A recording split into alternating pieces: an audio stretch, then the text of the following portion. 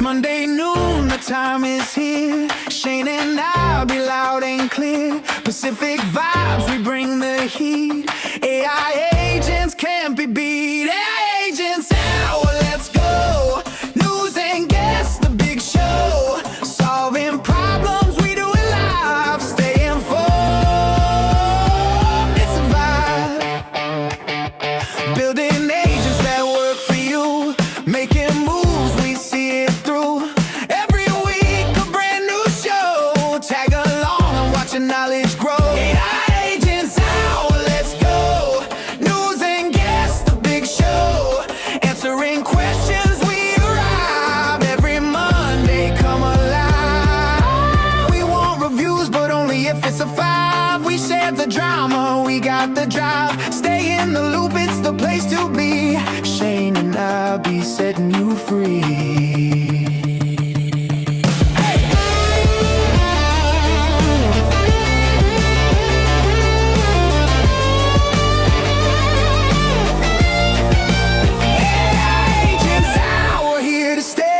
Tune in Mondays, make your day. From the news to the problem solved. AI world, get involved.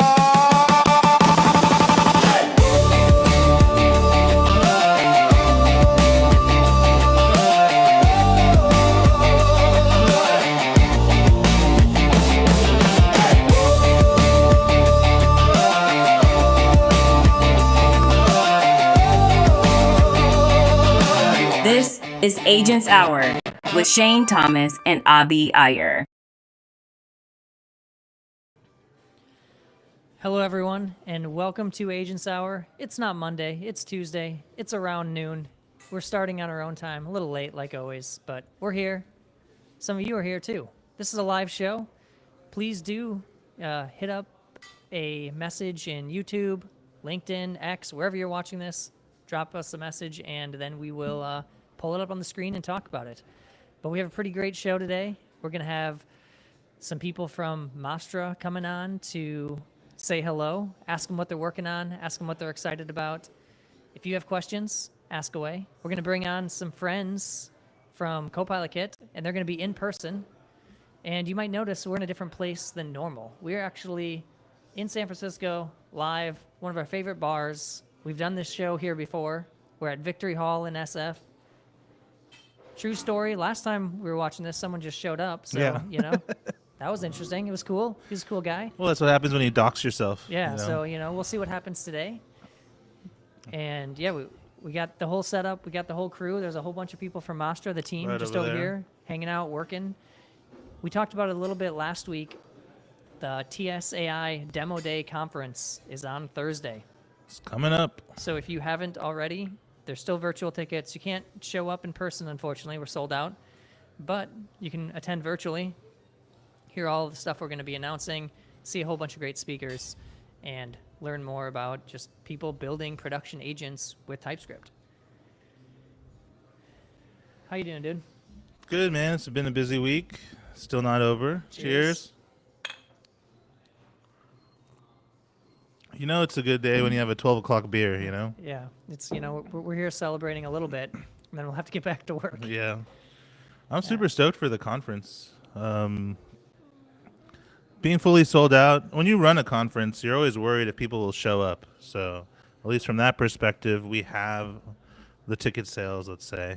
But more importantly, it's cool to have the whole team here, just jamming. We have a lot of things that we're excited to announce. The stress levels, let's say, are high, but the alcohol is keeping them down, so that's good. It's, we're a remote company, so it is always nice to be able to see people in person, actually work with them, not just on a Zoom call or a Slack hangout or Slack huddle. So yeah, it's great. Yeah. Should we bring a person on, and do you want to bring? Yeah, let's bring on some Mastras. We'll ask them what they do at the company and where they came from or where they're from. Let's start with Misha. Come on over here, Misha. All right, you're Misha on. You want me to take it? All right.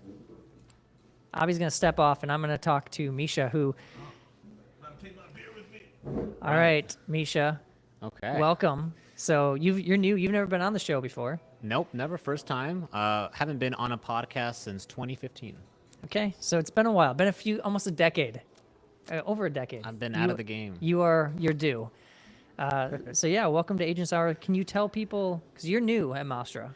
Yeah, this is the second week. I am with the customer engineering team. So I am going to be at the front lines working with all you beautiful people on the Discord channel, and also working with companies in a consultative capacity to make sure that they're able to integrate Mastra products into their stacks, and kind of serving as a subject matter expert. So this week and last week was just a lot of scanning the documentation. And right now I'm playing around with our new workspaces and channels feature. So I'm putting together kind of an MVP of OpenClaw using our primitives based on a conversation I had with Caleb yesterday, the engineer here who is working on that. And so, yeah, just having a great time and meeting the team. Yeah, it's been great having you so far. So got to ask you a personal question then, because we talked about Mastra, what you do at Mastra. You're gonna see Misha in Discord if you're here, and you're checking us out. You'll definitely interact with him there. But I saw that you had a Kickstarter, and you were like you had like you built like a card game. Like, tell me just 1 minute on like what you built, why it's cool.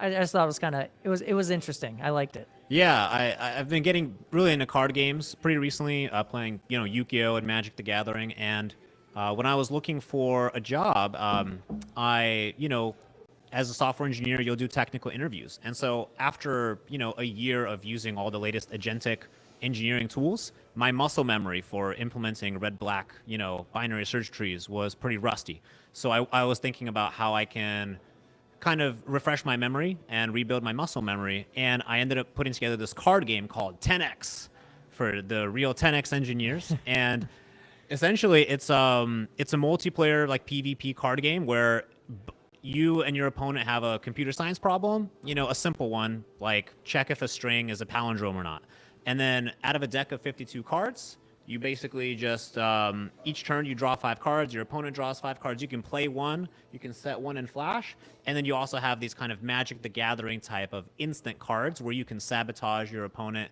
they can sabotage you. And I put together a online multiplayer server that I was hosting off my Raspberry Pi.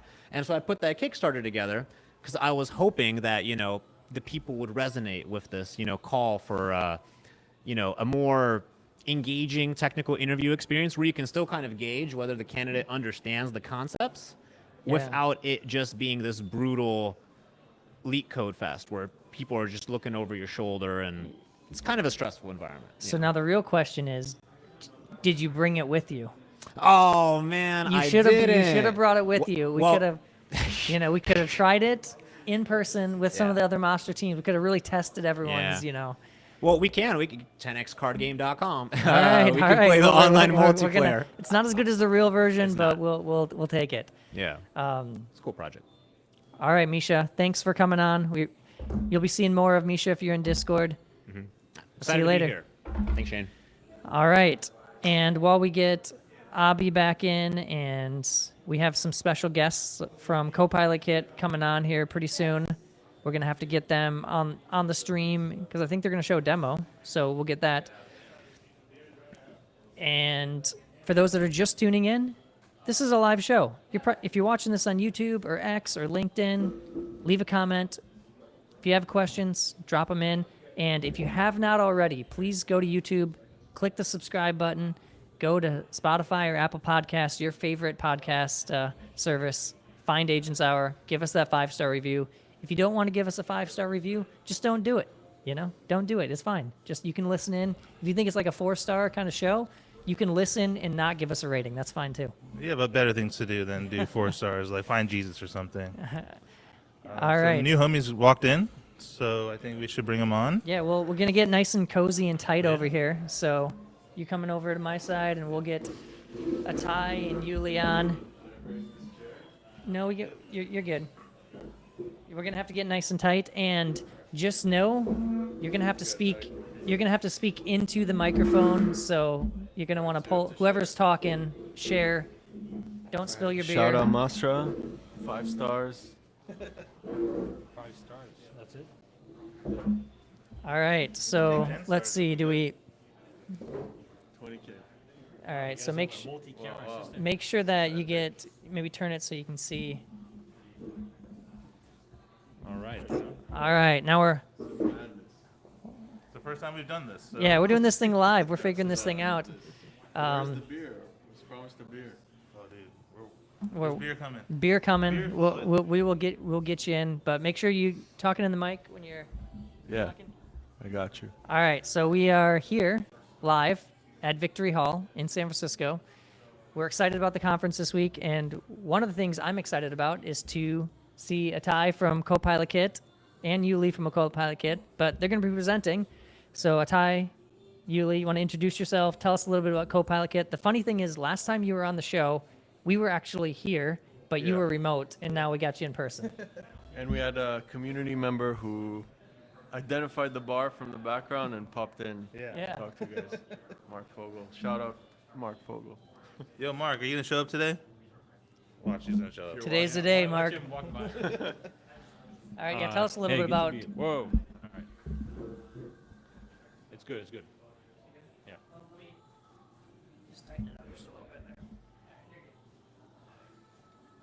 Introduce us. All right. So I'm Atai. This is Uli, Hey. and I'm a co-founder and CEO of CopilotKit, and Uli is. I lead our growth and partnerships and co-founder as well. Ooh, nice. Whoa, got some beers. Nice. Brewskis from. I don't know if it's too early, but You know, decide. Okay, it we'll maybe do it. is, but we're All right. here. Cheers. Cheers. Agent. Victory. And, Agent and victory. the good thing is, a lot of people are seeing this live, but way more will see the edited version where we can mess up and So if you're watching this live, you're getting the raw footage. That's why you see 3 cameras. You're seeing how the sausage is made, so to speak. Like this, if you watch the episode on YouTube later or Spotify or whatever, you will see a little bit more polished version where we have Jan, our producer, work his magic and make us all look and sound a little bit better. I mean, this is a much better setup you guys have here in a bar than I've seen anywhere. But so a little bit about us. CopilotKit, we make developer infrastructure for copilots, which basically means user interactive AI agents as opposed to fully autonomous AI agents. So you can kind of think of us as the connective tissue between the agentic layer on the Mastra side and the user-facing layer. And at this point, we're kind of the category leader here by growing margin. We power tens of millions of weekly interaction between agents and users in production, from the Fortune 100s to unicorn startups, everybody in between. Actually, over half the Fortune 500s are users of ours at this point. We're also a company behind the AGUI protocol, which we're really excited. Mastra has been a day 0 partner on. Okay, I need to share a story. So we're working on a product here at Mastra. We're going to talk about it on Thursday. Not going to tell you too much, but tune in on Thursday for the conference. You can hear about it. But I needed to test a whole bunch of different frameworks, and I wanted to build a simple front end that I could test all these different frameworks in. And I was able to go to the CopilotKit docs using AGUI. I normally don't test a ton of frameworks, right? Like we built our own. I use Mastra for everything. But I wanted to verify that the new product worked well with all different frameworks. And CopilotKit plus AGUI made it really easy to test Pedantic and LangChain and all the usual suspects where I could test it. And it was basically the same implementation on the UI side, and now you could just like tie it into the different backends. So it was very, very useful in that It's case. also to hear. Yeah, dude. The what agent we're there backend for. part was the worst, and then like to build the agent backend part was so bad. But then because we know AGUI from Mastra, that part was just crystal clear. So kudos. You heard it here first. So yeah, tell us a little more. What are you going to be talking about at the conference? What are you excited about, and what else have you been working on? I'm actually not presenting the conference. Oh, well, you're presenting now. Oh, Tyler is. You didn't know that? No, sorry, I mixed my threads on that. There's too many conferences going on. Okay, who's presenting? I think. No.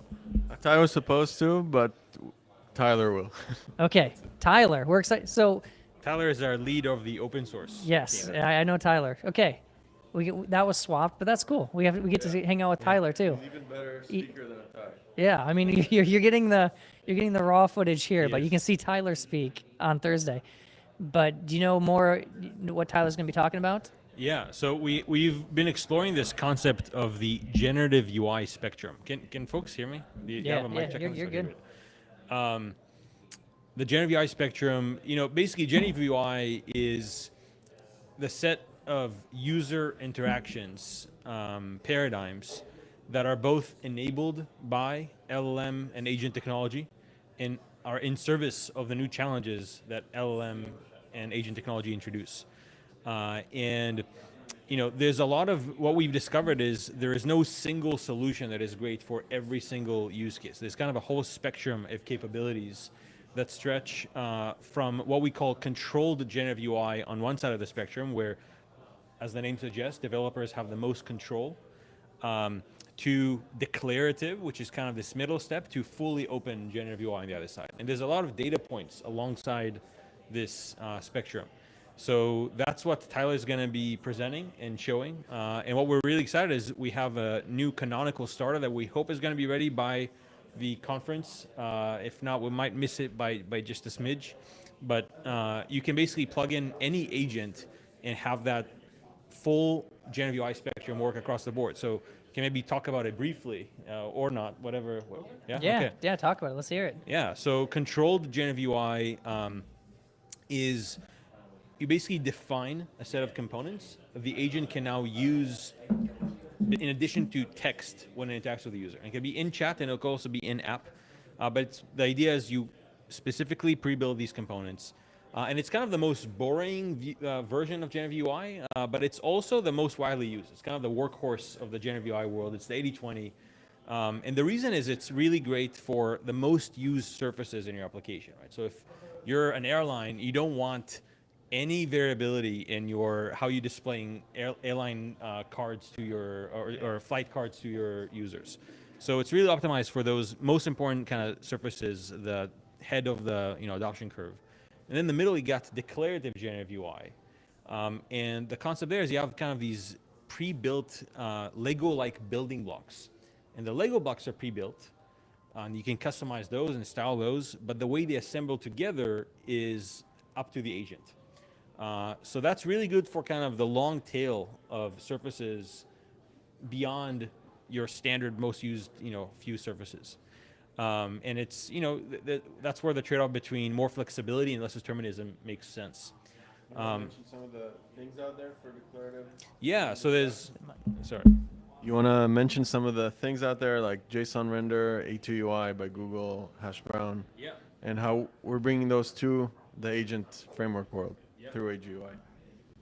Yeah, so I mean, Uli introduced the concept, but for declarative generative UI, there are a bunch of solutions out there right now that solve this problem like pretty well, and they're all in their V1 phase, but they're all like doing a decent job at this V1.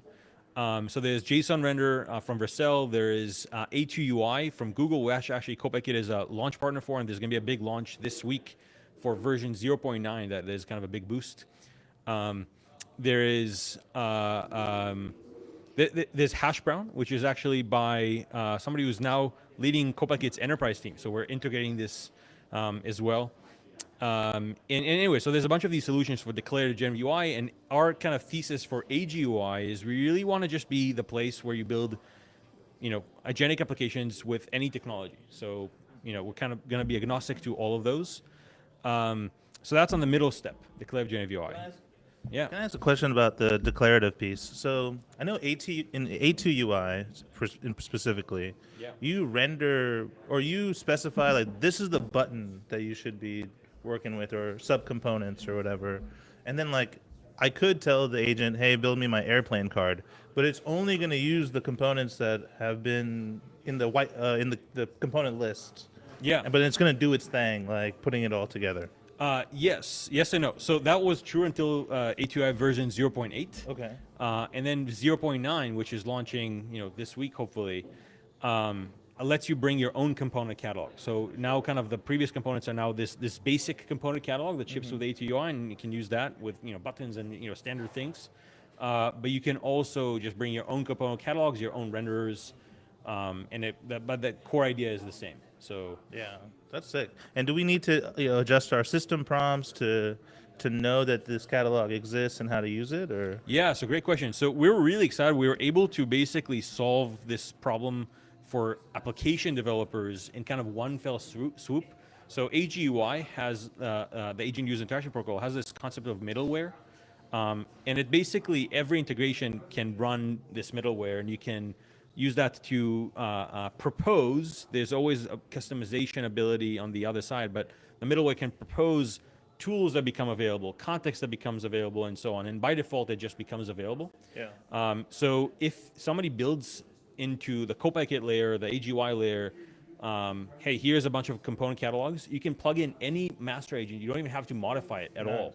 And it will just now all of a sudden use that component catalog that they described in their use case. And maybe different pages have different component catalogs, and it will just work. Dude, that's sick. Yeah, so we're super excited about that. Do you think that, like, if controlled is the most used because it's, like, let's say battle tested, are you seeing companies you work with be okay with giving up control to get to this declarative way? I mean, we haven't even got to the other end of the spectrum, but are they okay with this middle ground? Yeah, so we're starting to see, so kind of the idea for the declarative has been a long time cooking, I would say. Yeah. And in the last few months, it's starting to actually reach production use and need from the community. So it's about trade-offs. We don't see people replacing all their control GMVR with declarative surfaces because, again, for the most used surfaces, you want it to be the same experience every time for your users, and you want your designers to really pixel perfect everything. But there is this long tail of capabilities that the leaders of the forefront are hitting, where they don't want to design every little thing. They want the agent to just put these things together. And yeah, we are seeing this in production, and actually these things are being used already. Can I add something? Yeah. Stuff. And just to add something, like, that's the benefit of Google leading the way with ATUI, is that they have a bunch of enterprise design partners that, yeah, they can get this out there, get it tested. And we, in that ecosystem, sort of bring, like, a lot of the bottom-up perspective of developers. Because Google have a certain way of doing things, and they talk to huge enterprises when they try to scope out how to do something. And we help make it very developer-friendly, like bottom-up. Yeah, no, it's a good synthesis in our kind of partnership on that with them. Yeah, they bring kind of that, CTO design partners of the giant enterprises, and we bring kind of the developer feedback from the ground up. I would also say that, in terms of use cases, declarative generative UI is actually really great for internal facing applications, where, the easier it is to implement, and the more capable, more functionality exposed are more important than it being pixel perfect or exactly that solution for the job. So, for user-facing applications, there are also times where that makes sense. But for internal-facing applications, it's really great. And that's especially, we were seeing a lot of enterprises build internal, like, cursors, right? So if you have 300 employees doing some role, some job, makes sense to build a cursor just for them to significantly accelerate that role. So that's a good place where declarative is used. And so, like, if I were to get started with declarative, do I just give you my design system and just let it cook after that? Yeah, so you basically, yes. So we've got an example, actually, it's live, called Shadify, that you can just throw in the whole ShadCM component system, and it can just assemble ShadCM components on the fly. And it's pretty cool. Maybe we can, I don't know, let's not try to pull it live, but you can look it up, look Shadify. But yeah, you can do that. And that's when you also now start to get to trade-offs between the variants. Again, they're all in the V1 stage. Yeah. So there's performance and correctness implications to all these things.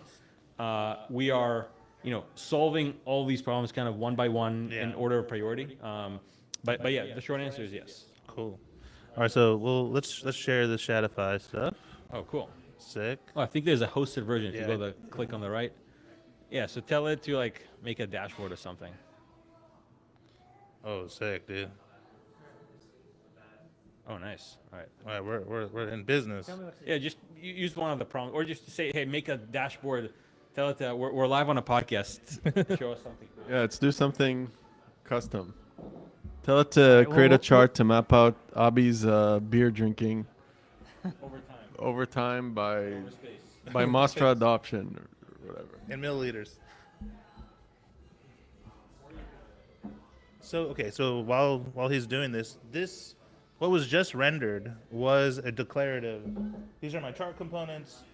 I had some mock data that came in, and it just rendered it straight up. That's right. And I think it looks to me, if you hover over the menu there at the top, I think you'll see. Can you try to hover over the menu there?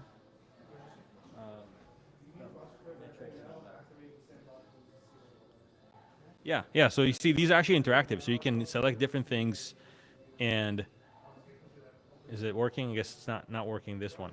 So, anyways, it's you see here this is the V1 of these systems, and actually that's one of the fundamental challenges is, you can have some correctness frictions. Sure. But Take per episode. yeah, so this component has never existed. A component that shows Abhi's, what is it, beer drinking? Beer intake per episode. Beers per episode. Wow. That's a good metric. Dude, I love it. Yeah. You'll be approaching victory when it goes vertical. Victory it's at good. Victory Hall. Yeah. Okay, so this is sick. So then, you can keep chatting with this to render anything else, right? Yeah. Yeah, exactly. Let's do weather card. Let's Abhi's drink based on the weather. Wow. Come on, Shadsian, cook it for us. And the coolest part here is that you can bring this functionality into your own application. Yeah. With Mastra, with CopilotKit. This one uses hash brown as well. Your own application on the web, but also, one of the goals of AGI is it is going to be front ends for everything, right? Yeah. So all the web frameworks, mobile, Slack, WhatsApp, whatever. So imagine you can just build the agent once, and it'll just work with all of these different tools and all these different environments. This is so cool. So iOS developers will get to have the benefit of this because it's a front end type of layer. Yeah, that's right. By the way, that's one of the other advantages of controlled generative UI as opposed to open, which we didn't get to yet, is the reason it's called declarative is because you declare a set of components and you just declare their inputs and separately their renderers. Yeah. So in iOS and Android, you can have actually a native experience, not just iframe inside of the app. And that's because the tool call is saying hey, render the weather card, but on my iOS device I'm this is my weather card or this is my renderer for that component. Exactly. Yeah. Okay, so now let's go to open. Open. So by the way, I just want to address the tool call. There's even their variation because there's tool calls and there's structured outputs and there's DSLs, domain-specific languages that some of the models support. So that even that is kind of a own big world. And then open, so we have controlled, most controlled, declarative, set of building blocks it assembles together. Open means who knows what the hell is going to be inside the thing, right? Open-ended. And there's kind of the lightweight open-ended and the heavily open-ended side. The lightweight open-ended is MCP apps, right? So MCP apps, it's a standard that was added to the MCP ecosystem. And ChatGPT and Claude, their app stores both support it now. So you can publish MCP apps to the ChatGPT to the Claude app stores. So if you're, Figma or Excalidraw or whatever, Salesforce, HubSpot, you can now bring not just the tools and the data from your ecosystem into ChatGPT and Claude, but actual UIs as well. So it's pretty cool. And that use case, so it's open because it can be anything in that iframe. It's kind of an applet or an app inside it, designed to run inside of chat. Can I add something on that? No. Okay. And it's also open because you no longer have to build a UI for every functionality that you want to add to your application. It comes with the UI that the person who created the MCP app put for the MCP app. Yeah, so you're saying that if I'm developing an MCP app, I probably know what I want this to be visualized as. Yeah. I create the components, and then you use it, but you're getting the components that I Exactly. that I kind And of created it's- for you. You don't know exactly what it's going to be, but I built it in a way that I think it's going to visualize And then your whatever I application want. can have powers like it would from a regular MCP server, and now they come with a UI. Yeah. So that's open to the consumer, but declarative to the builder? It's not necessarily declarative. It's generally the way it's actually built is mostly just like a traditional web app Okay. that you embed inside of there. And that's why also the pros and the cons, right? Because to build this system, you're kind of building an app inside of an app because it's optimized for the ChatGPT App Store, the Cloud App Store, where you don't control the host at all. Yeah. And it's kind of this, common denominator. So it's really great for that use case. But with the AGUI MCP apps integration, you can bring the same, apps that are built for ChatGPT for Cloud to your own application. Okay. Right? So if you want to bring that, you can just bring them over. So that's really cool.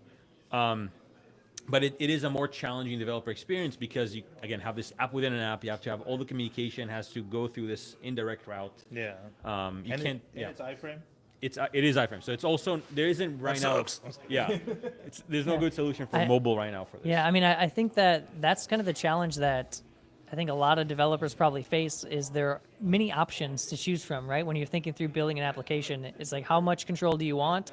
How much control do you want to kind of leave to the, MCP app developers? And so I could see a lot of people struggling with the decision of how open-ended do I want to make this thing? Where do Yeah. I want to go on like the spectrum of declarative versus like more open-ended?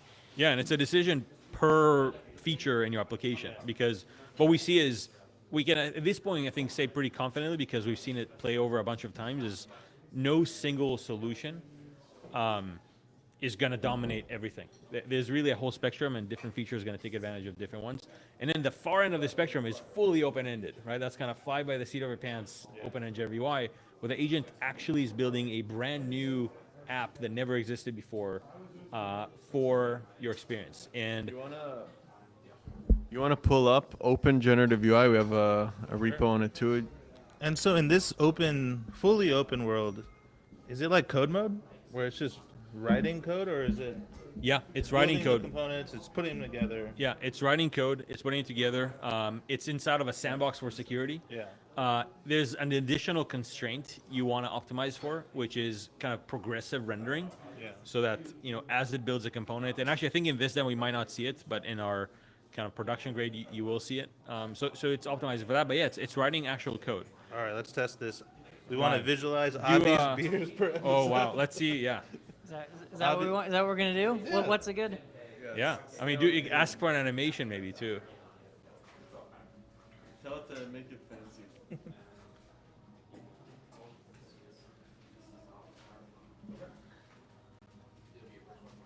So that's kind of, a lot of people when they hear generative UI, that's what they think about. And actually, Anthropic shipped this type of feature into Claude about a month back. Okay. So Claude, the consumer app, has now similar capabilities to this. And we see this, it's kind of, again, the most promising part of generative UI, but it's also, has the most trade-offs. And it's the least production grade right now because it's slow, it's indeterministic. You literally will get different things different times. Expensive also. It's expensive. Can be errors. So everyone go there and let's use it. No, I'm kidding. Oh, man. But go try it out. Well, it looks like it's not absolutely is it actually doing it. I don't think so. Keep going, Absolutely fool. right. I just usually tell it to keep there you going. go. You gotta, Yeah. sometimes it needs a little encouragement. You gotta, yeah. I don't think it. Oh, because we have to give it data. Oh, I see. Tell it to make it up. Yeah. While this is going, I see so we're all in SF. I see y'all have the new kind of meetup situation going on. I see, was it monthly now, the generative UI meetup? We had the second one yesterday. It should be monthly, honestly. So let's collaborate on the next one For sure. next month. How'd it go? It was great. Was We that had WorkOS again? yeah, Oh, WorkOS. is that Shout the out Pizza Tower I saw? the Pizza Tower. Yeah, it's making the rounds. The Pizza Tower. Yeah, we had 700 people register, which was crazy. We had to turn people away. Yeah, it was fun. The space is moving so fast. Like, this is our opportunity to get together with people who care about this space, educate people about how we see it, what we're cooking. Yeah, so Nice. next go. month, pay attention for Generative UI Night 3 with Mastra. Yeah. Yeah, that'll be sick. All right, Yeah. so we're doing some things. It's loading. It's making up some data about. Yeah. Using D3? Sick. Oh, code mode is pretty tight. Yeah. So it'll be, but you see, it's slow, right? Yeah. So like you can optimize this. In the version we're shipping, we're gonna kind of include a skill that routes it in the right direction, so that it's actually decently good. But if you think where is this most useful, it's for the end of the tail, right? For the truly open-ended things that you want the most control for. So it's realistically, we don't see this really being used in production yet. MCP apps, yes, although even that is kind of earlier on right now, honestly. But that's where declarative was 6 months ago, and it'll continue to move to the right. Try just one of the buttons. 3JS, nice. It did not want to visualize beer. Oh, really? You got guardrailed? I don't know. Yo, Jarrell, we gotta fix this demo. Shout out Jarrell. Yeah, well, it's early, but I can see the promise of having something where it's a little more open-ended and it can completely generate it from nothing, right? Yeah, but I'll be honest. I don't want this yet because I'm not mature enough, right? But I would say 6 months ago I would not have wanted declarative either. But now I'm just like I really want declarative. Like maybe I'm in that user journey of like letting go control of the UI. Because now I think declarative just makes sense. There's no reason it doesn't make sense anymore. And it's gotten a lot better, and it's still gonna get better. This seems very like random. Like I just don't think I'll have success with it. I think it's a little bit too out there for now. I mean, I do think for me, I really believe that UIs are going to be much more adaptive, right? And being able to generate parts of it seem to make sense. Why do I see exactly the same thing as Abhi? His use case might be different than my use case inside of a SaaS application today. So I'm very excited about that. I'm imagining you see that stuff every day where people thinking through like what's the right way to use AI to visualize things differently for different users. It's very interesting because when you say the term generative UI, people assume open, and that captures the imagination. But when you actually go build these things, it's exactly how you described it. Like control generative UI is very mature. It's the workhorse. Declarative is really coming on the scene and becoming easier to use and more powerful. I think it's a hype problem. We can fix this. Yeah. This actually worked like when we released it.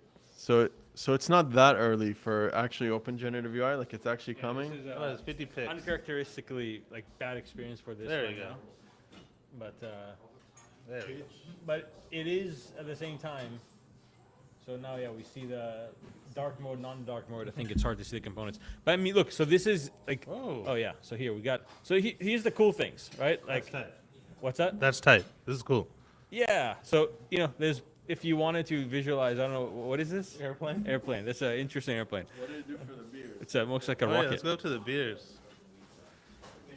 But, so the version we're actually going to ship is going to work. But the question is, when do you want to apply this thing and let it run? And that's kind of, different. So there's, in the generative UI world, there's the whole enablement stage, of just allowing you to build these agentic applications. That's where obviously most of the focus is right now. I feel like you guys are the people really dedicating and putting a lot of passion into this area. I think when people are talking generative UI, they're maybe still living in last year, and y'all are looking forward, and that's super cool. Yeah, no, we want to kind of put the stakes in the ground that both span and show you the capabilities of the space, let you see what the reality of each of these data points is right now, so you can make easy decisions about what you want to use for which features, and then also be a place where you can continue to expand from as the ecosystem matures. You can kind of grow what you have around these. Like also, so that if you ship with CopilotKit, even if you're just building simple components that return with tool calls, it's on a foundation that you can keep extending as the space gets crazier and crazier. And by the way, the open stuff does work. So this, check it out in a few hours. Jarrell will fix it. Yeah, check it out. All right. We'll throw an agent at it. Yeah, throw an agent. Get Make no mistakes. Yeah, make no mistakes. Implement this. Do Fix you it. guys use that prompt? Make no mistakes. Really? Make no mistakes. Only when I'm mad. I also call Claude an assuming bastard all the time too. An assuming bastard. Yeah, sometimes it just says things that aren't true. You got to call it out. Yeah. It's it I mean, likes to I assume. got It likes to Claude. validate you too Yeah, when you assume things. I got Claude to say hell Absolutely yeah right. the other day. I was like, Oh, dude, really? we're cooking. Let's keep going. He's like, hell yeah, let's keep going. And I Yeah, was like, stop all right, glazing me, Claude. I always tell it.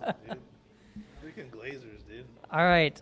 So we're here. If you're just tuning in, we're here with Atai and Uli from CopilotKit. We're about to wrap up, but if you haven't already, check out CopilotKit. Tyler from CopilotKit is going to be speaking at the TSAI Demo Day conference on Thursday. So if you haven't already, go there, tune in, check out Open Generative UI, check out, what was the? Shadify. Check out some of the things they're working on. They got a new starter coming out. Not quite ready, but it's coming soon, so we'll be excited to see Hopefully that. by the conference. Yeah, so hopefully in the next few days, keep an eye out. And yeah, thanks for coming on the show. Yeah, thanks for having us over. Cheers, I guess. All right. Yeah. Cheers. So what's our beer per episode? I think we're at I'm like one. One right now, we have but 4 consumed on this episode right now, so we're at 4. Total. yeah, 4 beers for this episode, and yeah, we'll see what we can do by the end of it, because we're, you know, 8. yeah, we got some more guests to bring on from the Mastra team. All right, guys. Yeah, See ya. thanks for coming. All right, if you are just tuning in, we're gonna do an intro. We're gonna do a transition here.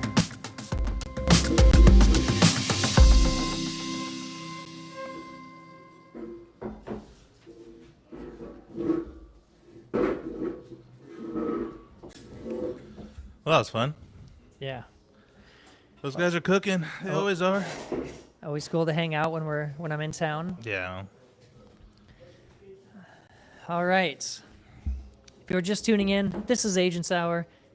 We do this every Monday, and if you're watching this live, you'll realize it's not Monday today, but that's okay. Sometimes we do it on Tuesday. And we are live in SF at Victory Hall. We brought on some friends. We just had Uli and Atai from CopilotKit. We're going to bring on some more people from the Mastra team because we're here on site. A lot of the Mastra team is here. Not everyone. If you're watching this and you're from Mastra and you're not here, we miss you. Who should we bring on next? I don't know. Up to you. I want this guy. He's shaking his head. He All doesn't right, want to Joel, come on. come on. He doesn't want to come on. Come on, Joel. We are mid lunch, so you know we had to pull people away from their food. Yeah. All right. But all right, so I'm going to talk to Joel. So Joel and I work very closely together. It's true. Tell people what you do at Mastra, how long you've been here, and what you're working on. Awesome. So I joined Mastra as the head of platform, so coming in to kind of give some shape and direction to the commercial products that we're building for the community of Mastra users who are already out there.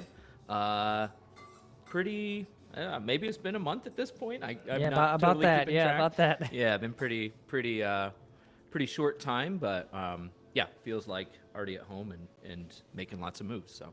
Yeah, and the nice thing is it was easy for you to get onboarded because you've worked with a lot of us before. Yes. Many of us were at Gatsby together, and so I worked with Joel, Abhi worked with Joel, and so Sam worked with Joel. You were able to get up to speed really quickly. And can you tell us a little bit more, without revealing too much, because we're going to reveal a bunch of the conference, but Yep. what are some of the things you're excited about, you know, what the team's been cooking lately? Yeah, I mean, there's a lot of stuff both across the framework and the platform that we've been working on that's super exciting. I'll talk about some of the stuff that we've been kind of testing with users around the ability to make changes to your agent and kind of bring your whole team in that process. You know, there's kind of right now a bit of a dichotomy between super low code tools where people can go and build agents themselves, and it's typically kind of limited by the platform that you're building on top of. Are there integrations for that, et cetera? And then the other end of the spectrum are kind of pure code agents. And so I think we're doing some interesting stuff kind of in the in-between spaces there. So there's some interesting work in the framework and kind of on the platform that users are going to be able to do with that. So I'm kind of super excited about that. And we're taking a lot of feedback from customers kind of across the spectrum about the Mastra Cloud and kind of the what we've offered there. And so we've got, I think, some cool solutions we're going to come up with for some of the stuff we've heard from our users. So Yeah, I mean, I think just the maybe not non-technical, less technical folks that want to play in the same playground, so to speak, now are going to be able to do so. yeah. But if you're a developer and that makes you nervous, the good thing is you still have control of what they can do. So if you're the engineer, you get to kind of construct the playground and say, you know, hey, Mr. or Mrs. Product Manager or Mr. or Mrs. Subject Matter Expert come in, play in the playground, make changes, try things, and then we'll deploy it because we're the engineers behind it. Yeah, I think there's a lot of interesting stuff we've been hearing from users as we've been talking about this.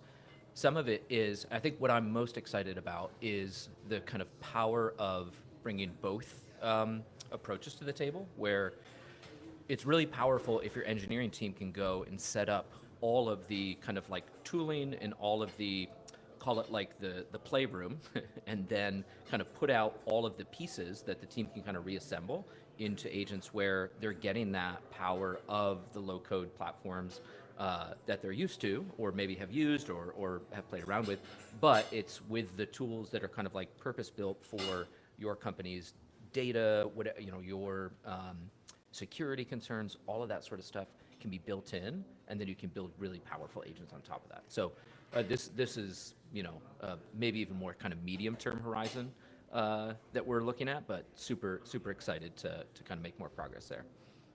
And Hashim says, love that team collaboration focus. Nice. Okay. Hey, Hashim. Yeah, thanks for tuning in, Hashim.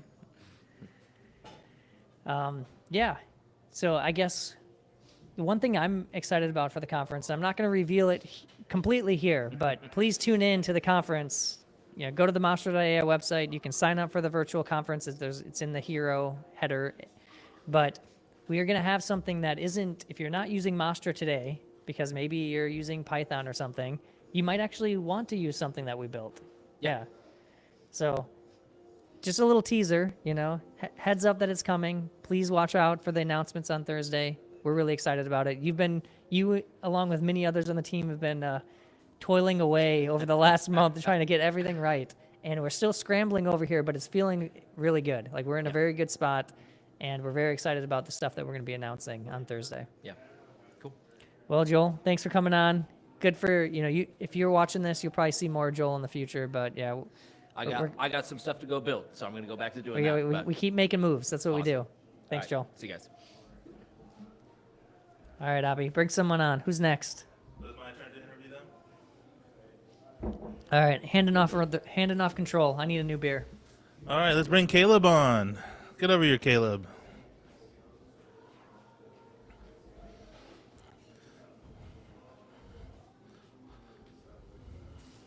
Say what up to everybody. Hey, what's up? I'm Caleb. So you're the second group of brothers at this company. Yep. Me and my brother being the first, Yeah. and then Me your and brother Tyler. So where are you from, Caleb? Canada, British Columbia, from Vancouver Island. Nice. And make sure to talk in the mic. Oh yeah. People probably can hear you. And what do you work on in Mastra, and what have you worked on thus far? Right now I'm working on channels, so making it so that your agent can just join like a Discord channel, or you could DM your agent and you can do all that cool stuff. Also worked on a lot of like Mastra open source core, Mastra core, like the whole agent loop, tool calling, and some workspaces stuff. Yeah, lots of stuff. Kind of all over. Let's talk a lot more about workspaces, because before we had workspaces, our Mastra agents were what we call production agents. They were used in SaaS applications and things like that. But with workspaces, why don't you tell everyone what a workspace is, and then we can go into it. Yeah, workspace. You can give your agent a workspace, and through that, you can give it a sandbox and a file system. And that could either be like a local sandbox if you're running stuff locally, like using Mastra code or whatever custom stuff you want to do, or maybe it's like a cloud sandbox, like E2B or Daytona or something. So it's like a good way to let the agent be able to like run commands, write code, run the code in like a secure environment. Yeah. What about skills? That's part of a workspace, right? Right, yeah. Skills are part of the workspace, because skills are pretty much just files in a file system. So if you have a file system and put skills in it, your agent can discover those skills and use them, activate them on demand whenever it needs it. So what's excited you, you've been here almost a year, almost. What's been the most exciting thing about being part of this team and working at Mastra? Ooh, the most exciting thing. It's hard to say. I guess. Well, lately it's just been like taking all the stuff that we've been working really hard on, bringing it all together, and like just trying to build like an agent that could just do everything I want. So yeah, pretty much that's it. Yeah, That's like the awesome. sandbox stuff is awesome. I really want to get the channel stuff working really well. It's already pretty good, but I want to be able to just like message my agent from my phone, and it could like make a PR and just do whatever I told it to do. That's the dream, dude. The Yeah. bar test, right? Or you could just Yeah. code on your phone at a bar. Yeah, exactly. You know? And it already works, but just like making that experience as good as possible, and yeah, Cool. just keep improving that. Well, we're really happy to have you here, dude. And Yeah, I'm happy to be here. also, thanks for coming in person. You know, this is Yeah. great to have everyone together. Yeah. I'll it's let awesome. you go back to work, and we'll grab the next person. All right. All right. Okay. Also, he is drinking a beer, so beers per episode is at 5 now. Just saying. All right. Who's next? Daniel. Get over here, Daniel.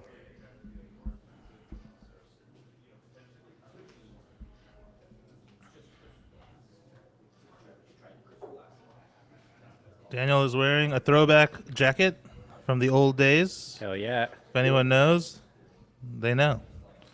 Thanks for coming on, dude. Good seeing you, as always. Yeah, nice seeing you. Nice seeing you. Good to be here with everybody. Yeah, it's been really fun. Yeah.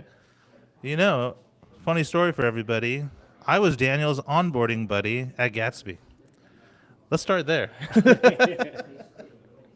Yeah, dude. let's start from that trauma. Let's start from there. No, No, but in all seriousness, I was talking to some of the guys like earlier and saying how just like, because they were saying it's surprising to see how many people like came back when you basically just said like, hey, like I'm doing this new thing, like do you want to work together again?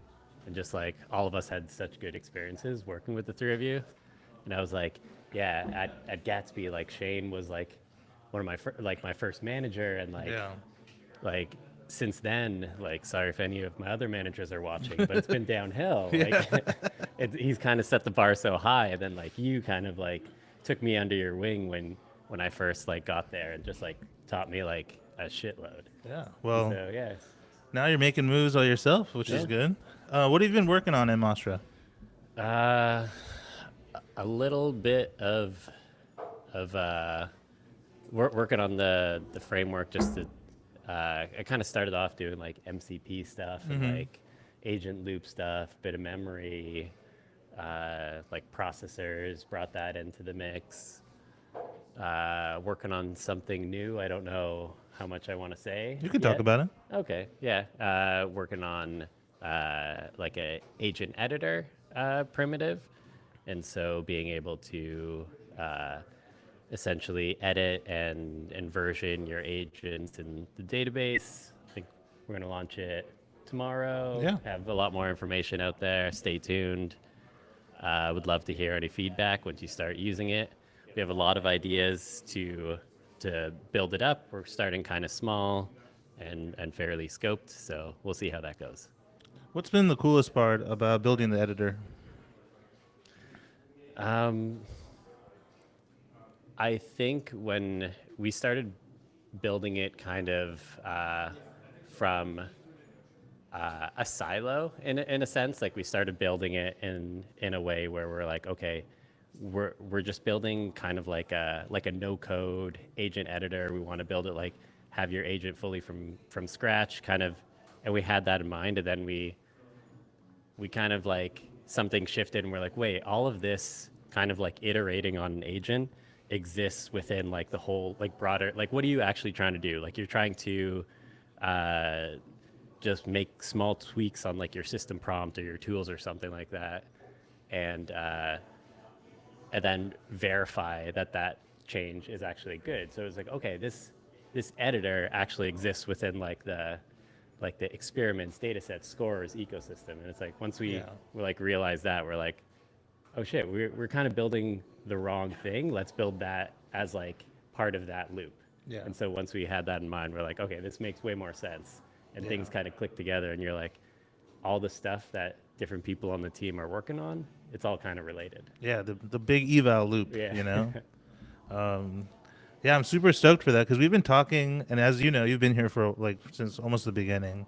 We've been talking about this eval loop for forever. Like one Yeah. day we're gonna do the eval loop. One day, well, that shit. The time is fucking here now. Yeah. You know, we are here. So And I think people just like, it's one of those like not sexy things to work on. Like Yeah. when you're building a project, like writing evals, it's like, it still feels very manual. yeah, And like nobody likes doing it. And so kind of we're thinking about ways to make it a lot easier for people to kind of like use that and like improve their agents with yeah, that. totally. Well, thanks for coming on, dude. Yeah. Appreciate you. Love you. All All right, See let's you around. bring Shane back in.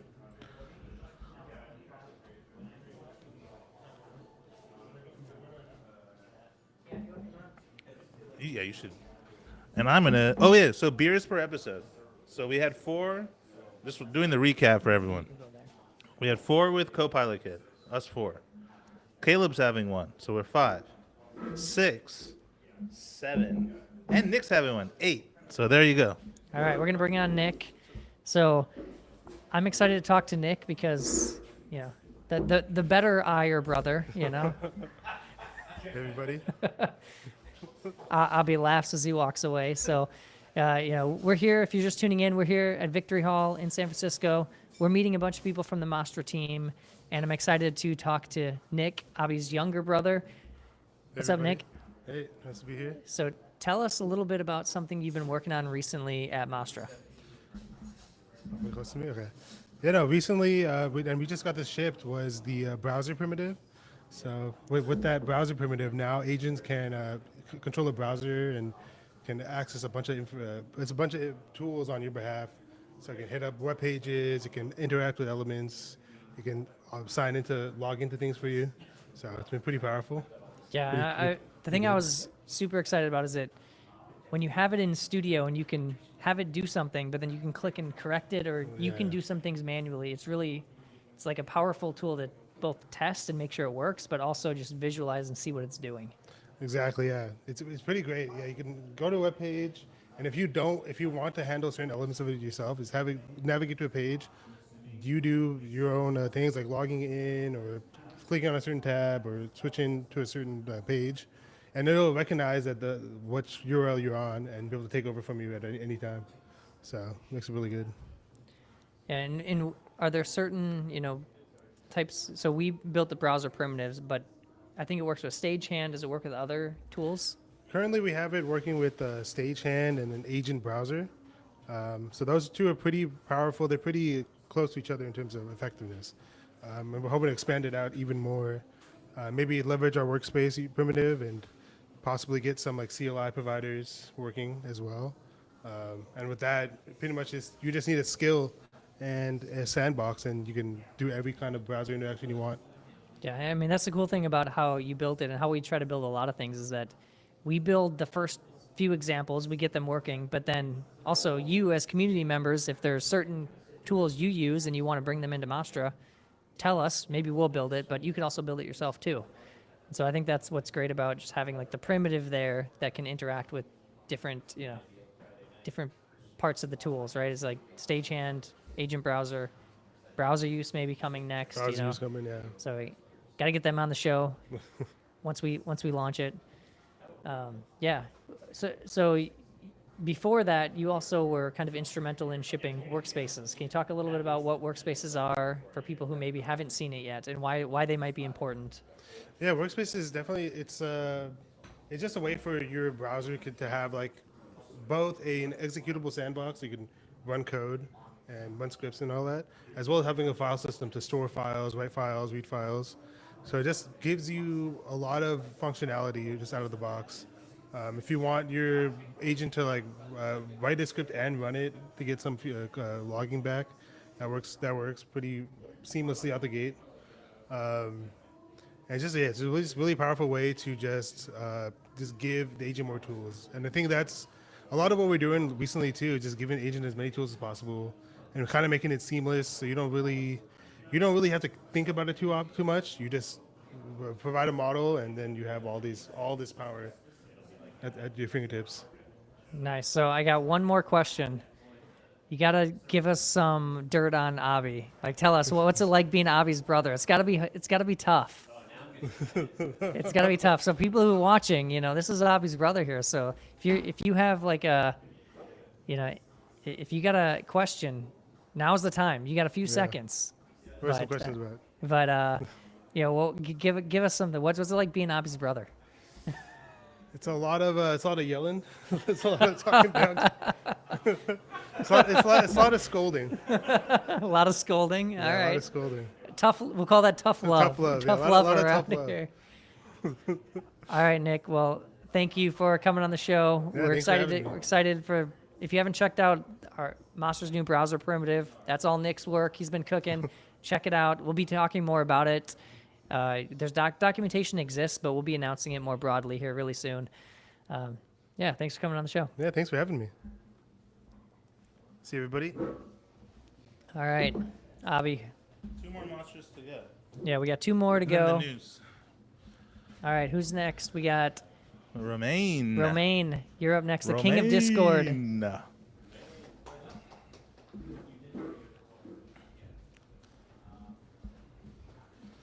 Ça va, monsieur?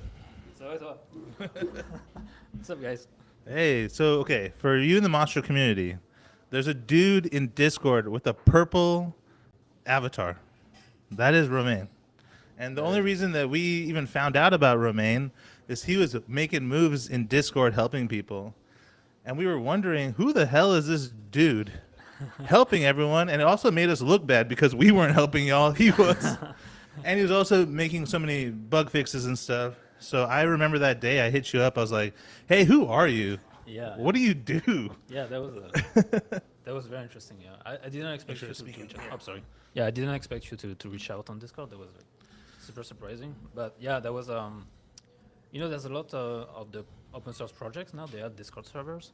It's kind of like a place where people just go now to. Yeah. It's kind of the first like you don't have to go through support tickets and all. You just go on Discord, just hang out, like find people who know the project.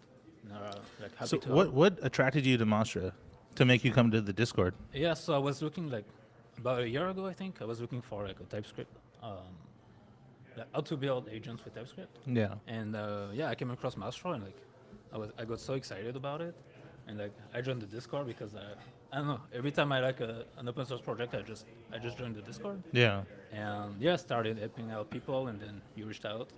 And yeah. Yeah. So back on the story here. So we reach out.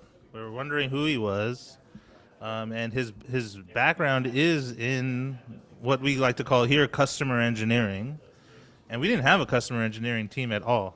Yeah. And we had a lot of people, but we didn't have we had a lot of people using Mastra, but we had no customer engineering team. And we also just saw that Romain is making moves, and we figured, well, maybe he wants to join us. And then I think the rest is history from there, right? Yeah. Then I mean, now the team has grown, and it's Yeah. pretty exciting. Pretty exciting to work for Mastra. It's been Yeah. it's- What's your favorite part about your job right now? So we are kind of like helping bigger customers, like enterprise customers, and it's very interesting to learn how they actually use agents in production. So yeah, that's super interesting because on Discord you'll just mostly like see people just playing around with the framework, but I have the chance to see like actual production usage of Mastra. Yeah. And it's been super interesting.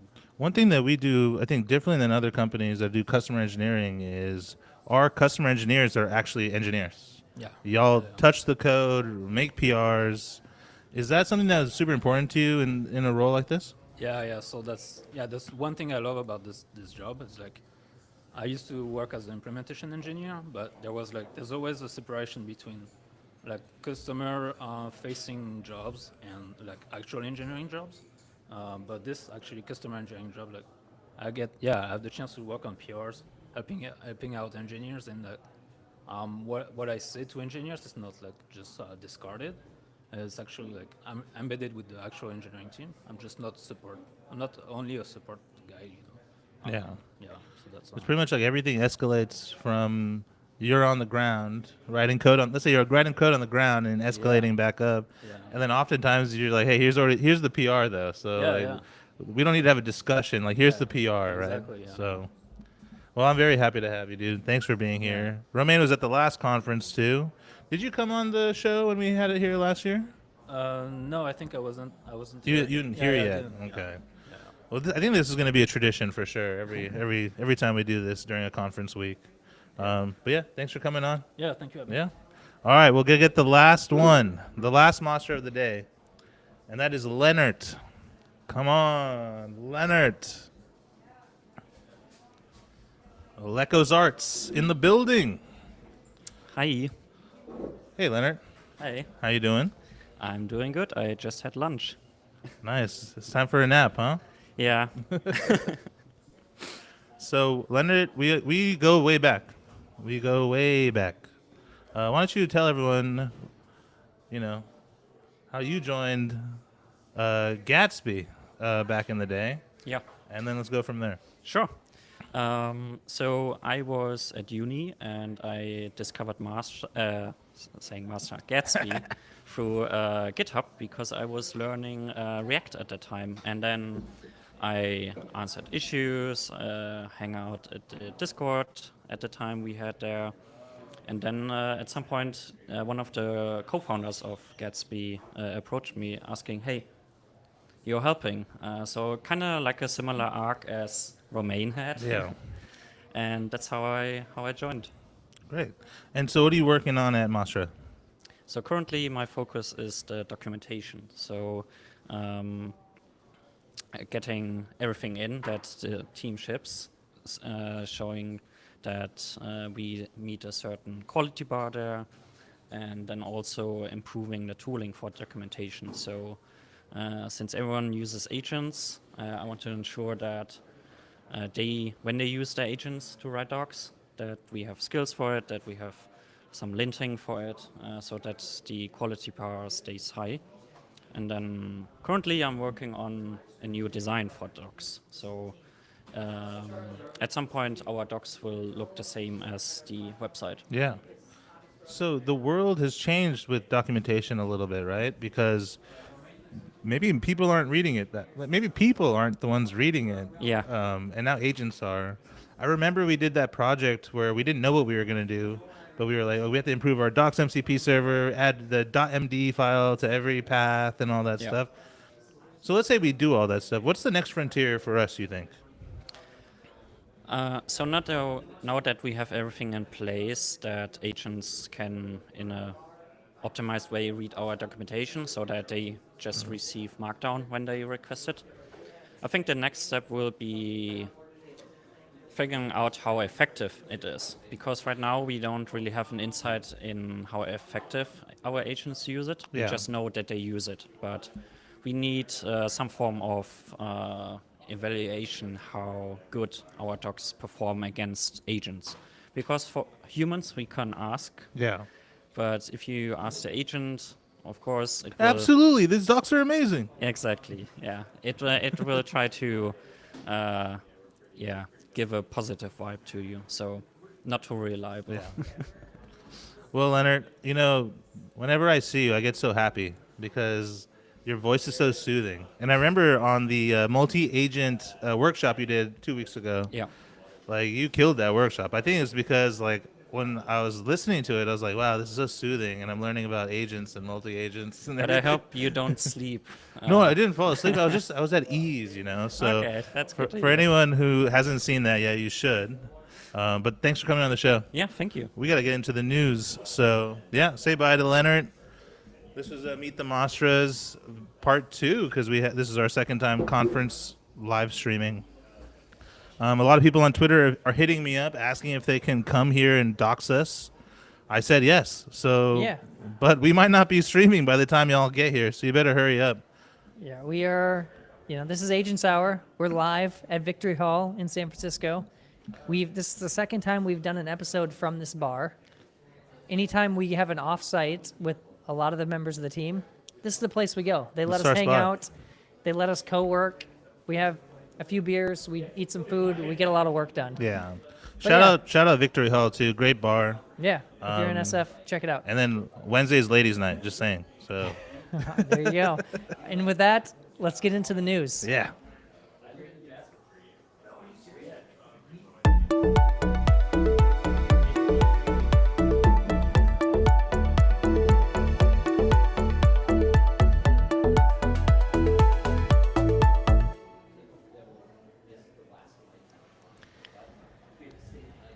All right, this is Agents Hour. We are now going to get into the news this week. And like always, like every week, there's a lot of crazy stuff to talk So about. much drama. Maybe not quite as much as last week, but still a lot of good stuff. And we're going to get into it right now. So we have a little preview of what's to come. It's always the usual suspects on there. The usual, we could just like statically put this logo and it's almost always the same. But we can go ahead and talk about big acquisitions. So first, I saw this and I thought it was fake, but it was April 2nd. It was April 2nd. It wasn't April 1st. What? OpenAI acquires TBPN. I mean, what?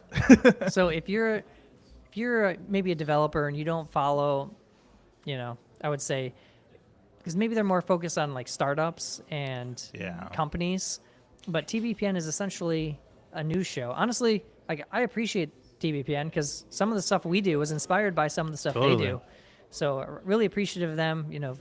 Sam's been on their show before. It's a great show. Yeah. They do it every day for 3 hours, which is nuts. I don't know how they do it. In the capital of capital. In the capital of capital. The fortress of whatever. The fortress of finance or something. Fortress of finance. The capital of capital. So this is, it's not, I mean, their show is not necessarily AI related, but they do tech news. And so much of tech news is tied to AI these days. And I think OpenAI has identified that as they are one of like the independent news for tech. And if tech is mostly becoming AI, I think OpenAI saw this as an opportunity. Yeah. Plus, they've been very, I would say, like, unbiased in their takes. They roast everybody, which is that's good journalism in that case. But I think OpenAI was trying to build their own news program. But I doubt they thought it would go well because it has to be in favor of their news, But if you buy TBPN, these two guys don't give a shit about, being partial or impartial. So we'll see, though, because I think money changes everybody. Yeah, I mean, and I think there's a lot of money exchanged, but it's good for them. I think they deserved it. It's wild how quickly they went from, starting to having the show and growing it over, I think 15, 18 months, something like that. It's been really quick. A meteoric rise, and excited to see what the next chapter brings.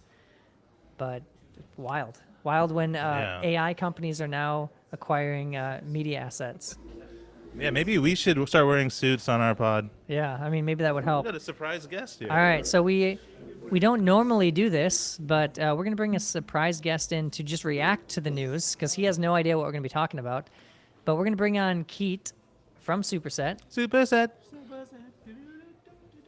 All right, so for those, we're going to keep going with the news, but we're here live at Victory Hall, and sometimes people just show up and want to hang out. So, Keat, tell us a little bit about Superset because most people probably know, but maybe not everyone. Maybe there's someone out there watching this that doesn't know what Superset is and wants to know. So tell us. Yeah, just a disclosure, I wasn't just hanging out at a bar at 2 p.m. on a No, Tuesday. he knew we were here. He was invited, Just to walk in. But please, yes, if you are an investor in Superset, this is not what he does normally on a Tuesday at Maybe that's 2 a high p.m. signal. Maybe that's a But good tell us a signal. little bit, what is Superset? How does it work? Who should use it? Well, Superset is an ID for the AI agent era. So we built Superset because my job as a software engineer has changed a lot over the course of 6 months, from like writing all of my code, being like super detail oriented, to like reading a lot more code than I write, and now I'm like merging more code than I read. And maybe I shouldn't, but the tooling wasn't really caught up to do that. Like everything was kind of built around managing a single agent or like a single version of the code base. where Superset was kind of created to build for that use case where you're managing a lot of parallel agents. So we help you kind of like parallel your code base with work trees and later with VMs, and such that your agents can kind of work on its own isolated version of the code base. And all the UX around that, how you keep your sanity while you scale up the amount of agents that you're running. And I would say most people over here at Mastra are using Superset with Mastra code. So, Yeah. you know, we're big fans. You know that. Yeah, Keith saw us yesterday, and then some of these people over here had a celebrity moment. You know, it felt like That. They're like, oh, Superset, I use that every day. Yeah. I had a celebrity moment too. Yeah. I've been cooking on Mastra code recently. Oh, sorry. I've been using Mastra code recently, and I accidentally closed my terminal, and I was like, oh shit, like gotta do the /resumer and everything, and it just kind of comes back, and even across thread, it'll like remember everything I need. So like for writing docs, it's been really useful because we're trying to be like intentional about how we design our code base, and Mastra code just kind of like keeps churning, and you never have to compact or like refresh the context. It's been super cool. Yeah, well, you heard it here. Go check out Superset and Mastra code. Really good combo. But yeah, go ahead. But you're speaking at the conference, right? Yeah. Conference TS AI conference Thursday. Thursday, yeah. Come Superset. through. Tell us a little bit. It's This sold out unexpected already. guest, Jan. So Jan's our producer. He's watching this right now, and his mind is melting because we did not tell him we're going to have another guest on. We didn't know. Jan, I'm Sorry, sorry. We love you. Deal with us. But we're here. All right. Tell us a little bit about your talk on Thursday, and then we'll get back into the news. If you're tuning into this in the news, if you're watching later, we're just going to cut this out into its own segment. It's fine. But if you're watching live, you get the real thing. Tell us about Okay. the news. Okay. Or tell us about the talk on Thursday. So I'm doing a small slot in the TS AI conference, but the topic of the talk is around how do you run 100 AI agents without losing your mind. So trying to keep it very generalized on how we kind of approach the whole software development cycle and where you kind of throw a lot of your tokens. So not a lot of people knew this, but I have 3 majors in college. One of them is, of course, computer science. The other one is operations and manufacturing. So this is applying the like Toyota manufacturing process or lean manufacturing into how you break down the software development cycle. And so we broke it down to like you ideate, you plan, you code, you review, and then you merge. A lot of people throw a lot of like extra resources in coding, right? But if you actually break down the funnel, if you don't have like full throughput of everything, like you're not scaling everything up, you have a bottleneck. Somewhere on the line, you're still merging the same amount of commits, even if you spend more resources into coding. So we didn't walk through all the steps and like what you can do to kind of increase the capacity and the throughput of every step of the funnel, and how you can use that to scale up like the amount of code you actually merge. So that'll be fun. Hopefully we'll keep that. In Yeah, 10 we're excited minutes. about it. If you are in San Francisco and you want to attend, I'm sorry. But you can attend virtually no matter where you are. Just go to the Mastra.ai site, click on the TSAI comp thing, sign up. You can attend virtually. Even if you can't attend, go sign up because you can get the recordings later. You can pick out the parts you want to watch or watch the whole thing. So please do that. Nice. But we have to get into the news. So Keith, Right, what's so on Keith, the news lately? So Keith, you are here. You maybe haven't been on a news segment before, but we're gonna just talk about some things that happen in AI. Feel free to react however you might want to react to what you think. Love to hear your opinions. So Anthropic made a splash last week, also a day after April Fool's, so it's for real. They spent $400 million to buy Coefficient Bio. Okay, so Anthropic is buying essentially like a healthcare biotech startup. What do you think about that? I don't know what to think. This is the Anthropic first. has money; they're willing to spend it. Yeah, they're trying to get into the health sciences game.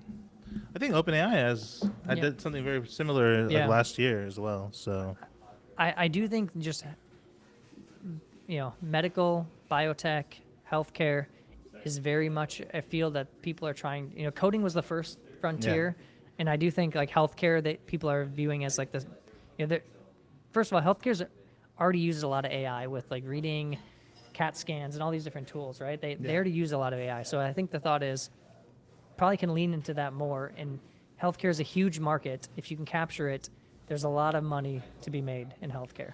Also, this is funny because Sam Altman said that OpenAI will be the first AI to help cure cancer. So in the spirit of competition, Anthropic had to get in the game too. All right, let's talk Claude Code drama. So much drama here. Obviously, there's some Claude Code drama every week. It's Claude Code week. So Anthropic tried to kill 8,000 GitHub repos. They filed a DMCA.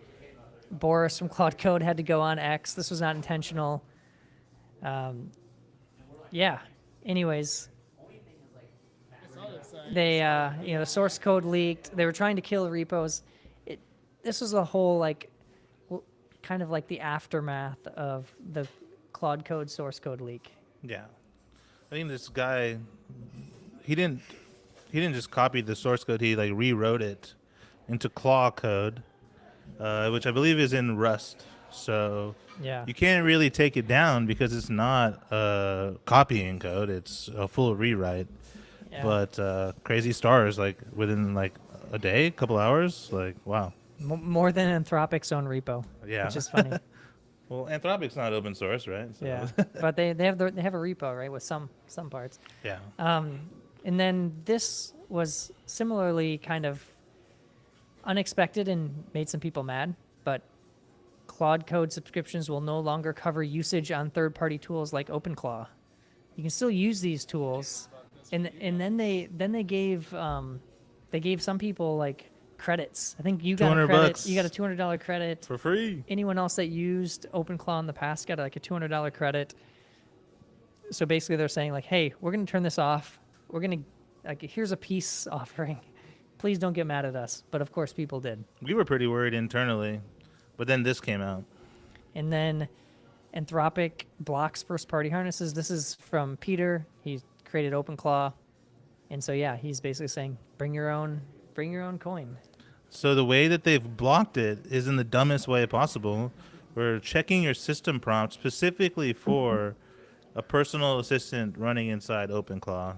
There's a gentleman on Twitter that took a Anthropic SDK, ran different OpenClaw variants in the system, and it succeeded on everything but this one system prompt. And so if that's the way they're blocking for third-party harnesses, you got to try harder then, Yeah. They do not block Mastra code yet. But now that we've said it out loud. Hey, Anthropic, we like you. Don't block us. Don't block us. So Theo says, Claude Code now throws an error if you use it and try to analyze the Claude Code source. So it's trying to even block you able to introspect itself. So anyways, always some Claude Code drama. But let's talk a little bit of Anthropic research. So Anthropic research says emotion concepts and their functions in a large language model. Basically, they released some research that says all LLMs sometimes act like they have emotions, but why? And so they found an internal representation of emotion concepts that drive Claude's behavior, sometimes in surprising ways.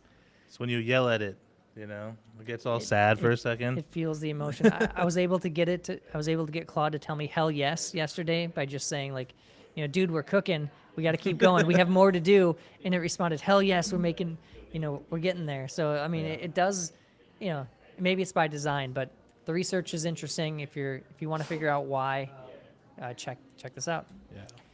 Claude also announced Microsoft 365 connectors are now available on every Claude plan. So you can connect Outlook, OneDrive, SharePoint to bring your emails, docs, all into the conversation. So Google's been shipping. Gemma 4. Dude. Gemma? I think it's Gemma. Gemma? Yeah. So if you did not hear, Gemma is a series of open weight models. They're Apache 2 licensed, and they claim, and I think the benchmarks do mostly back it up, that they are the most capable open models in the world. So it's built to run on your hardware, phones, laptops, and desktops. I think that's such a huge unlock because every other frontier lab is not focusing on OSS. Anthropic is not. OpenAI did that one GPT OSS. which was pretty Okay, trash. sure. Let's not even get to Facebook. They freaking suck. And you have Google once again, not the dark horse anymore. They are just killing it. So And competing with all the Chinese model labs for once. Like, the U.S. company finally has something that's in contention. And if you look at the benchmarks, it benchmarks well. Like, still, I haven't tested it extensively. I don't know, but it is always exciting when we have more open weight models. will that make me buy an Android phone? Probably not still, but maybe Hey, if it had a maybe model on it. Yeah, maybe the right model's on there. I don't know. Could be convinced. So Gmail, this was a little over a week ago, but Gmail announced Inbox Zero is a thing of the past. They have AI Inbox. There's a lot of people that are building different tools and applications around just managing the inbox. The question is if Gmail's gonna, you're already in Gmail. Can they add enough AI features to keep you there, or is it gonna be another provider? But at least Didn't you build something, Keith, for yourself? Didn't you have like a bazillion emails?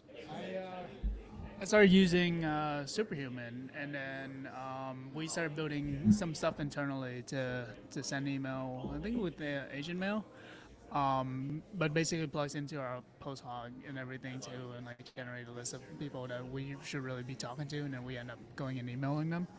I don't know. This space is wide open. I just don't think Gmail particularly is doing a good job anymore of keeping up. Yeah, I mean, I built a Mastra agent to process all my emails. I had 14,000 unread emails, and I am excited to say, for all you listening, I did hit Inbox Zero. Let's go. Yeah, last week was the first time. 14,000 emails, got to Inbox Zero. It's no longer at Inbox Zero, but I will. But it does a pretty good job of keeping me, on track. So, Gmail, I shouldn't have had to build that myself. Should be setting up on a cron and reading every morning. Exactly. I mean, the problem is it tells me, like, hey, you have to respond to this. And I say, I don't want to, but. You respond. All right, Cursor 3. So last week, Cursor introduced Cursor 3, a simpler, more powerful, built for the world where all code is written by agents while keeping the depth of a development environment. So this is pretty cool. I would say it's very similar. Keith, you're on the show. It's very similar to Superset, a little bit similar to Conductor, has their own take on it. Abhi, Keith, what do you think of Cursor 3? Have you all tried it yet? Look, absolutely, they're going for this new agent era because I think at the very least in our users' usage, we've seen people shrunk their Cursor usage to from 90% to 10%, and then using Superset as the upstream of that. So I think they're finally wise to it, and they're making the moves to adjust. The question is whether they can get rid of all of the extra legacy stuff and alienate all of their customers to move into this 3.0 era, right? Yeah, and I think that's the challenge they're up against. I see that just the whole agent orchestration space, which you're in, is very hot right now. There's a lot of teams trying to figure it out, and it does feel like that this is the future of how you build software. Mm-hmm. It's just orchestrating. You're not just orchestrating code. You're orchestrating agents that write the code for you. Mm-hmm. And I think even at Cursor 3.0, of course, is a step in the right direction, but the interface that we're going to have to drive these agents is still so far from what this looks like. I'm excited for what 4.0 looks like, what 5.0 looks like. It's in the next couple months. I think the sidebar and inspecting and editing code and tracing will begin to go away even further. Yeah. So also must feel pretty validating because they ripped you off, so. All right, let's talk coding tools and platform. So CodeRabbit, friends from CodeRabbit, said CodeRabbit already tells you what to fix. Now it fixes it too. So CodeRabbit autofix, all unresolved findings implemented, commit to your branch and open to stacked PR. That's solid. Cool. Yeah, we love CodeRabbit over here. Introducing Lovable's full stack visual editor. So essentially, you can kind of directly edit. I mean, Lovable is going straight at Webflow. I built a website in Lovable, and it was pretty good. Their new visual editor is actually, and it was actually used the old version. It wasn't even this version yet, but it was still pretty compelling that if you are building a website, I honestly don't know if I would ever. I used to use Webflow for friends need a website. Hey, just use Webflow. Now I would just say use Lovable or Replit, and just go. And it seems like design mode is like a primitive that all these orchestration platforms need. Like even Cursor 3 had this design mode because you want to take the browser context and pass it to your agent, fix this shit, you know, like whatever. And so I think, and even Replit has design mode now. Superset will have design mode, I'm sure. Like it's just like Yeah, a table stakes thing, you know. All these different tools, like they do feel like there's overlap, right? I mean, if you're completely like a no-code tool, I think Lovable and Replit start to make sense. If you're a power user, that's where things like Superset or Conductor really start to make sense to me. Yeah, I used to build a tool called OnLook that was essentially design mode before design mode was like a huge thing. So this is cool, and also validating in a different way. What I have found though is the surface in which you actually go in and like manually edit kind of start shrinking, even when we were like really hyped up. When the chat arrived for us at OnLook, it was like you just don't really want to go in and do the manual work anymore. So I'm interested to see how much they're going to invest in this, because it's a lot of work to build a visual editor. Like a lot of work. No, it absolutely is. So Sebastian says, I don't know if that's going to come up. And Sebastian, yes, it is going to come up. But there was a novel AI memory repo, open source, backed by the actress Mia Jovovich. Resident Evil. I loved Resident Evil movies. I was a huge Resident Evil fan. I'm a huge fan of Mila Jovovich. I don't know if I'm pronouncing her name right, but huge fan of her as an actress. We're going to talk about it. We have some hot takes, as always, but we'll get there. It's coming, so stay tuned. All right, let's talk new models. So this one's kind of old, but I think there's we're going to skip it. I don't know how it got on this news. Netflix just dropped their first public model on Hugging Face. Okay. Is Netflix in the game? Question mark. I don't know. Not Hollywood anymore. Now they're AI again. Yeah, Netflix is. In case you missed it, Netflix is now an AI company. No, yeah, Netflix is apparently in the game, but they have a ton of video. Yeah. They could probably do some interesting stuff with video, right? Yeah. How much content do you think they have access to on Netflix? So much, and this is a video-to-video model too. So. Yeah, so maybe Netflix should be in the game. Rkey.ai released Trinity Large Thinking. So the statement is like, we built it for developers and enterprise that want models they can inspect, post-train, host, distill, and own. So it's the idea that you can, they're small enough for you to do things with. So always good to have models we can continue to improve. Yeah. We'll see how it goes, but that's good. All right, so one topic for the week. There's been a lot of talk around, is Bash the right tool for agents? I've seen a lot of speculation around this. So Reese released this thing called the execution layer. Let's talk a little bit about it. Key takeaways. Direct tool calls mean there's flooded context, there's poor performance. Bash becomes the accidental first execution layer. Plus, people were making so many Bash things, just Bash. I think Sunil did something with Cloudflare workers and stuff like. Yeah, but Bash can't share auth, scope tools per team, distinguish destructive versus read-only actions. And companies are already wrapping REST APIs, Datadog, Google. The proposal is TypeScript as the execution layer, typed, portable, and shareable. So, the quote of the article is 2026 is not the year of Bash. It's the year of the execution layer. And Theo had some comments around the same thing. Agents are good at Bash. Bash is not good for agents. We should cut our losses and restart now before it's too late. So he posted a video. So much FUD, but okay. The repo is here if you're interested. It is it's this trend of, should agents have access to Bash? You can do a lot of destructive actions. You got to figure out, how do you limit that? And I think the question is, what's coming next? And maybe it's some kind of execution engine that the agent has access to that isn't actually just Bash. Yeah, and it's not just like a sandbox or, that type of primitive. But it must be backed by something, so I'm curious to see how this goes. Yeah. Any So thoughts? anyways, if you missed that, there's been a lot of talk around it. I don't think it's over. I think there's going to be a lot more talk. If I think a month ago it was sandboxes are the thing, everything in a sandbox. And now it's like, well, maybe not a sandbox with Bash. Maybe you should have something else. So Yeah. we'll see. So security alert. We talked about Axios being compromised.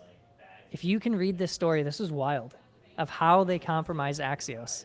So let's do a little timeline. First, they reached out masquerading as the founder of a company that they had cloned the company's founder's likeness as well as the company itself. Then they invited the person to a real Slack workspace, right? Branded to the company's name. It was all plausible, right? So they're now in this Slack that looks legit with real people with the real names that look legit. They scheduled a meeting. The meeting was on Teams. The meeting had a group of people that seemed like they were part of the company, they were involved. And then it was super well coordinated, looked legit, and was done in a very professional manner. So they multiple people went and figured out a way to get in there and supply chain compromise Axios. So be careful if you're out there. Be careful. Which is very creative, though. Shout out to the people who compromised them. It's quite creative. Yeah. Yeah, and at a low level too. So what's going to happen with these is once there's someone else who's compromised as well, now they have access to essentially continue infecting. So this basically, because Axios is such a low level thing, now there are a bunch of maintained projects that are compromised, but they don't even know about it. So we just the beast is unleashed. Yeah, and it's not the first time that these security issues happen. So we have some quick hits. So here we go, Sebastian. Mem Palace. My friend Mia Jovovich and I spent months creating an AI memory system with Claude. It posted a perfect score on the standard benchmark, which the standard benchmark is long mem eval. Here's the thing that people don't want you to know. I'm pretty confident you can't get 100% on a long mem eval. If you've actually looked at the questions, there are some questions that are misleading, and you as a human can't actually answer this. So I was immediately skeptical because we've done long mem eval, and we've actually found questions that were wrong, straight up wrong. And so that immediately led to some speculation. And I think if you we can pull it up. I need to read the community notes because it got community noted pretty hard. So the claimed 100% long mem eval score uses targeted fixes for the 3 failing questions. As mentioned before, you can't get 100%, it's not possible. And the 100% loco-mo score, which is a terrible memory benchmark, used top K50, exceeding the session count with re-ranking. So it was a benchmark max to the, so immediately I was skeptical. I find it interesting. I don't know what Mia Jovovich knows about AI, but now I'm interested. That's cool. Dude, Resident Evil, man. Yeah, I love Resident Evil. Come on. Hey, come on the show. Yeah. Hey, Mia, come on the show. Let's talk about it. Let's talk about these things. I think you gamed it a little bit, but, there's some interesting ideas here. Yeah, we have Tyler. He did a whole deep dive on it today. And there's a lot of good ideas in there, but it's not practical for production. And there's many reasons why. They have these different palaces and rooms and these really interesting concepts. We will keep looking into it because there are things that we could learn from the ideas to put into observational memory. But I think we'll have to co-author observational memory with Meek Mill. I think will probably be what we'll do after. Yeah, YCLM, Meek Mill. Hey, if you were a celebrity and you want to get into AI, come on the Agents Hour. You can co-author observational memory too. We will work with you and we will figure some things out. Yeah. It's an interesting concept. I think there are, like anything that comes of this, there's always interesting things you can learn from it. I think that's one of the interesting parts of being in the memory space is that everyone's coming at it from different angles. Should you use retrieval? Should you not? How can you compress the memories in the best way? I think some of their compression is wild, not accurate, but there's some things we can definitely learn. And so always excited to see new benchmark maxing, but also new learnings from memory. All right, so let's keep on. So, yeah. On the topic of memory, why memory isn't a plugin, it's a harness. This is it by Sarah Wooders. Key takeaways if you don't want to read the full article. RAG over past sessions is just a small part of memory. Retrieval is barely better than grep. So the harness is the memory. And so this, really the idea is... I don't agree. So you don't agree. Okay. So the harness is the memory. Managing context is a core harness responsibility, not something you bolt on. So the harness makes invisible decisions that a plugin can't control, like what survives compaction. MemGPT was a stateful agent harness, and Letacode takes it further. It's a get-back file system with background memory subagents for prompt rewriting and active memory management. All right, let's hear it. Dude. So, okay, if context is a responsibility of a harness, then how is memory the harness? Like, that doesn't even make sense. Also, there's many other things that harnesses can do. I don't even want to talk about the word harness because people invented it just to stay relevant because maybe something wasn't working for you before. And, I'll just leave it at that. Memory is memory. Yeah, memory is a component of harness. I agree. Interesting article. I think if you really care a lot about memory, you maybe make that the entire thing. I think it is part of the thing, though. It's important. It's a component. It's a component of the thing. But there are other things. All right, Keith, thanks for stopping on the show. See y'all Thursday. Yeah, we'll see you at the TSAI Conf on Thursday. All right, so Anchor from Brain Trust started to finally talk about, I guess, more publicly around why they built the database. It's really interesting. If you want to know more about their decision to build their own database for observability, why it was needed, I would encourage you to go read it. It shows more details below. And yeah, it's really interesting. Yeah. Brain Store. All right. Building a virtual file system for Mintlify's AI agent. RAG is great until it isn't. So Mintlify basically went to a file system approach rather than RAG. Cool. It's kind of this idea of like coding agents, or people are looking at coding agents and saying like maybe just grep is what you need, not RAG. Yeah, I agree with that. We're going to skip this and we're going to call it. We're going to call it good. It's been a long here, show. We've been here for a long time. Abhi, you got to get going. Yeah. We have been live from Victory Hall for almost 2 hours at this point. If you are watching the show, thank you. Yeah. Thanks for watching, and I hope to see everyone either in person or watching online for Thursday's conference. We're very excited about it. Yeah, you'll see a bunch of the people who came on today, and, it'll be fun. This is Agents Hour. We do this almost every Monday, sometimes on Tuesday, but typically around noon Pacific time. If you're tuning in, thank you. Please go to YouTube, give us a like, give us a subscribe. Go to Spotify, Apple Podcasts, your favorite podcast app. Download, subscribe, do all the things. Give us that 5-star review. If you don't want to give us a 5-star, find something else to do. Dude, the final beer count was 9. 9 beers on this episode. Bad, 9 beers bad. consumed on this episode between us and the guests. Yeah. We will do another show probably here again at some point. This is the second time we've done it live from Victory Hall. We want to thank them for letting us record live in their bar. And, come, have some great food, have some drinks. All right, everybody. Peace. We'll see you next time. Yo, that show's a wrap. We were live in the zone. AI agents out with Shane and Abhi on the throne. Did you give us that review? Only if it's a 5. Jump on the tube, make sure to like and subscribe. Yeah, news so fresh, yeah, we keep you in the loop. Guests so fly, they bring the whole troop. AI on the rise, don't miss this power. Welcome to the show, it's AI Agents Hour. Did you just drop in? Is this your first time? Make sure to follow us on X and go like and subscribe. Yeah, learn the principles and patterns in our books. The Mastra.ai site, give it a look. Yeah, news so fresh, yeah, we keep you in the loop. Guests so fly, they bring the whole troop. AI on the rise, don't miss this power. Welcome to the show, it's AI Agents Hour.